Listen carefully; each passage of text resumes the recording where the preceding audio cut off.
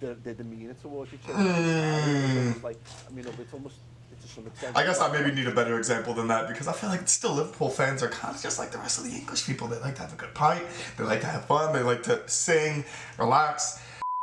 What's going on, guys? It is JJ here, back with another video today, and today we're going to take a look at what exactly a Scouser is in football. Like, it's not even in football, I guess just in the UK or in England in general, because I mean, being a football fan all my life, I still actually understand the difference between Liverpool fans and like Scousers versus the rest of England, I guess. I guess there may be different names for people from, let's say, Manchester, people from London, whatever. We're going to figure out exactly what a Scouse is and why they prefer to say that, call themselves Scouse and not English. So you guys let me know your thoughts on this video down in the comments below. Maybe if they don't clarify, because this is the Redmen TV, obviously one of the biggest Liverpool fan groups. If they don't necessarily clarify, I guess, in context, or if I have questions later, I know you guys, the fans, will at least be able to tell me something maybe that I don't know. But rather than just watching a video on Scouse accents or what is a Scouser, I'd rather hear it from the fans themselves. So you guys gotta let me know your thoughts on this video. If you guys want to see more videos like it, let me know in the comments below. But let's get into the video. As well, guys, you can find the original video just down in the description below. Hello, welcome to Redmen TV. We've been getting asked a lot with the Euros currently on everyone's TV screens, and the fact that we've made a little bit of a big deal / joke about it, but this whole Scouse not English thing. A lot of Liverpool fans, of course, know this intrinsically, but a lot of people from outside of Liverpool fans and non-Liverpool fans alike, saying, what is it all about? They don't get it, they've never understood it, that kind of thing. Yeah, I don't, so. Four Scousers in a room together to gauge people's opinions on the whole thing. Chris, what does Scouse not English mean to you?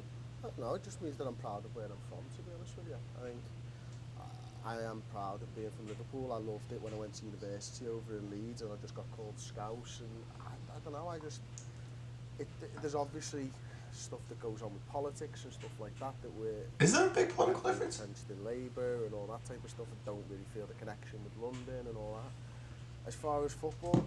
So is it more so like just the fact that Liverpool kind of secludes itself from the rest of England? Liverpool and Everton, I guess I should say, kind of seclude themselves from the rest of England in that sense, politically and in sports and politics and all the other entertainment, intrinsic outside differences. Is that sort of what we're getting at, or am I? I do support England when the major tournaments come on. I think I don't support them anywhere near as much. I don't care anywhere near as much as Liverpool. But that's because Liverpool is pretty much one of the most important things in my life, and I couldn't care less really whether England do well until it actually starts and then it gets up there. Yeah, I mean, as Chris sort of touched on there, that is it simple? Is it as simple as to say it goes back to the 80s, or is it something that's been around for longer than that? I don't know that it's been as a phrase. I don't think it's been around much longer than that. I was really aware of it before that, and I do think from the 80s that there's been a little bit of a not just we are different from people, but that people see us as different, and people we've had to defend ourselves a lot over the last 30 years. So like Liverpool fans just kind of seclude themselves like that, or? We're always maudlin and we're always up to be crying and putting flowers down in the streets and stuff like that. I mean, everyone does that all over the country now, by the way. But yeah, when there's a tragedy, people go and put flowers down. Well, that's more or less, as far as I can see, started around Liverpool. Around Hillsborough. Oh, the Hillsborough disaster. Yeah. From there. But so I think we've had our backs to the wall a lot, and I think we've sort of forced us into that position of being Scousers, and defending ourselves. And we get criticised in the press by people who would have a go at us, and we fought back, and we don't allow people to say things now without challenging them on it. Yeah. But apart from that, if you go anywhere as a Scouser, you can go anywhere in the world and you find Scousers, yeah. And they're not, English people. They are Scousers, yeah. And they're proud of being. So not English, but Scousers. See, what does that mean? Two things. I think it's part that the disconnect between the rest of the country, which I think a lot of it is a political, comes from a political standpoint. So it's just essentially a political difference between people from different regions. Sounds about right. Honestly, sounds about right. But also, it is that identity of, I think you spot on there, that is that thing of people don't like the English abroad. You know what I mean? I think there's a lot of Also fair. English abroad are insane. yeah, and there's a lot of just distrust and what have you. Whereas if you tell people you're from Liverpool, they're demeanour towards each other. It's like, I mean, it's almost to some extent. I guess I maybe need a better example than that, because I feel like still Liverpool fans are kind of just like the rest of the English people. They like to have a good pint, they like to have fun, they like to sing, relax, but also they can get into a fight every once in a while. Like, Liverpool fans aren't necessarily excluded from the lads on tour sort of behaviours that England has. But I guess, I mean, I've been to the rest of Europe, so. Got that kind of that feeling to it, almost like, you know, almost like Liverpool's its own little independent republic to some extent. It's exactly that. I've got an awful lot to say about this. You may have to rein me in. So back in 2008, so when Liverpool were the capital of culture, the Liverpool Culture Company commissioned a thing called Cities on the Edge. It's fantastic. You can find out of it. There was a film about football, a film about a series of portraiture and art, and lots of other events that they did into it. Basically, Marseillans say in French, which I do not know the French for, but Marseillans say Marseillan, not French. Yeah, which is Je suis Marseille, which is exactly the same as Okay. English. Istanbul people say, I'm from Istanbul, I'm not from Turkey. And I'm unfortunate, can't remember the other two cities who were part of this commission and this study, but they took it from the point of it, and you know what the main connection with it is? The ports.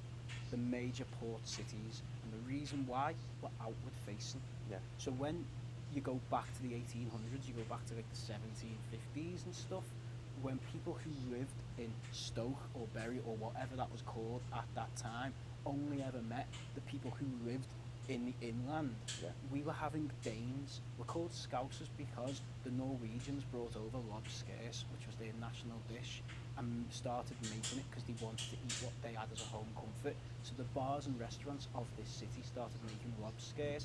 As people do, we knocked lob off the front of it. We started mispronouncing. I'm a Scouse, I mispronounce a lot of words. We see where it comes from. We turned it I love that this guy's actually got his history down. Named after a Norwegian national dish, which originated in here around about 1820.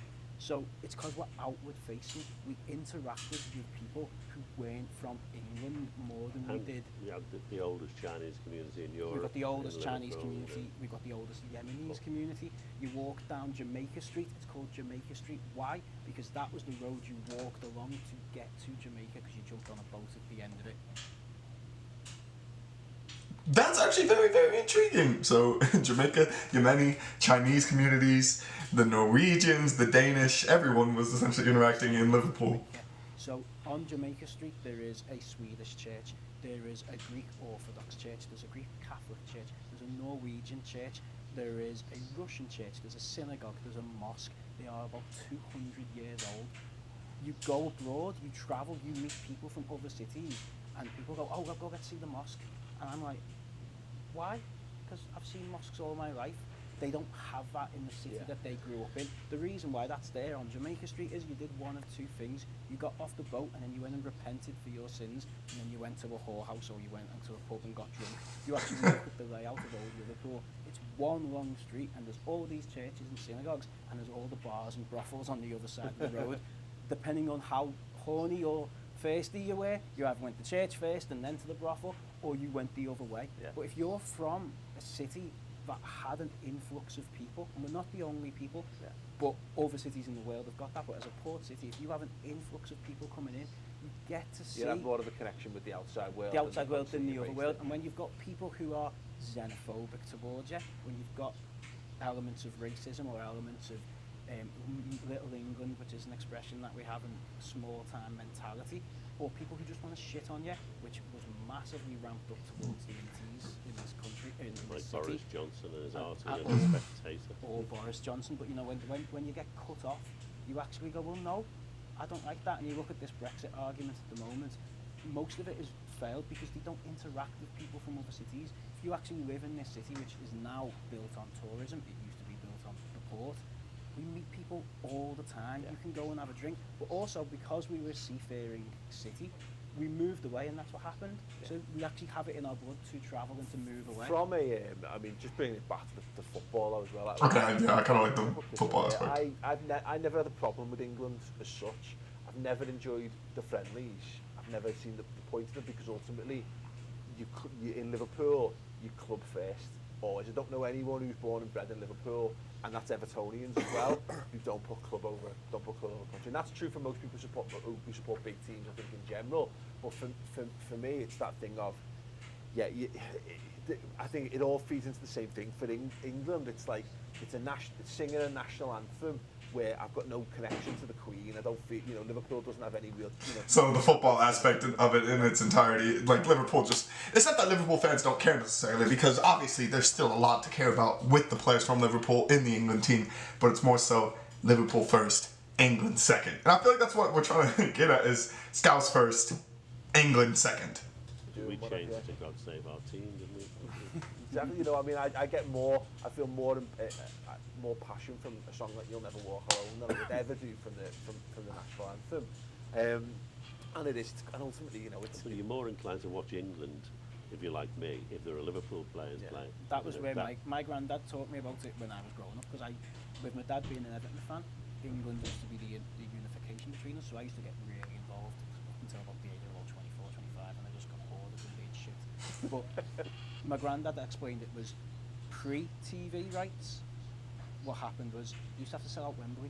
Yeah. So what they would do is, even though Liverpool were the best team in the country and had a lot of English players that could be eligible, same with Man United at the time, they just picked Tottenham, they picked West Ham, they picked Arsenal players, because they had to sell it to local fans, and the local fans didn't want to go and watch a bunch of Scousers or a bunch of Manx. Oh, I forgot that Manchester United people, or Manchester people called Manx. There was around about the 50s and 60s, there was a sense of injustice on a football level, that good players who played for Liverpool didn't get picked, or Forest or Derby, and it was players from London. It was a London team for London people, and that's where Lauren Morgan, and I know for a fact my granddad still holds on to that. Okay, so I guess I'm sort of getting the so Liverpool kind of treat themselves as their own little nation because of their history as a port, and so it's always been Scouse, not English, and so it's always been Scousers sort of having pride in themselves.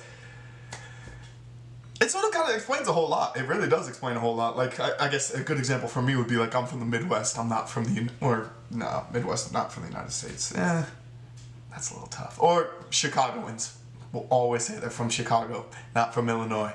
It's like that. It's sort of like that niche. But okay, this helped clarify it a little bit. But maybe if you guys feel like anything in the video didn't really help clarify Scouse, not English, let me know in the comments below. This has actually been a joy to watch, and I might do one maybe on Manx. I feel like London is kind of self-explained. London is the heart of the nation, so yeah, that one I think we don't really have to look up on. But thank you guys so much for watching. Obviously, let me know your thoughts on this video down in the comments below, and I will catch you guys for another video. Peace.